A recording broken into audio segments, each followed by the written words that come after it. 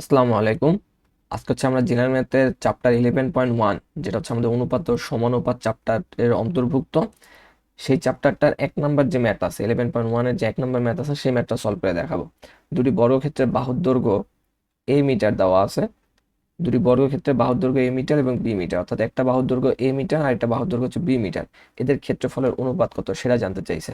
তাহলে একটু যদি চিন্তা করো যে বর্গক্ষেত্রের দুটা বর্গক্ষেত্রের বাহুর দৈর্ঘ্য দিয়ে দিছে, তাহলে যদি এটা আমার একটা বর্গক্ষেত্র হয়, এটা যদি আমার একটা বর্গক্ষেত্র হয়, তার বর্গক্ষেত্রটার বাহুর দৈর্ঘ্য কত? বাহুর দৈর্ঘ্যটা হচ্ছে আমার এ। আচ্ছা, এটা যদি আমার আরেকটা বর্গক্ষেত্র হয়, সেই বর্গক্ষেত্রের বাহুর দৈর্ঘ্য হচ্ছে গিয়ে আমাদের বি। বি। আর আমরা জানি কি বর্গক্ষেত্রের বাহুর দৈর্ঘ্যের বর্গক্ষেত্রের ক্ষেত্রফলের যে ফর্মুলাটা, বর্গক্ষেত্রের ক্ষেত্রফলের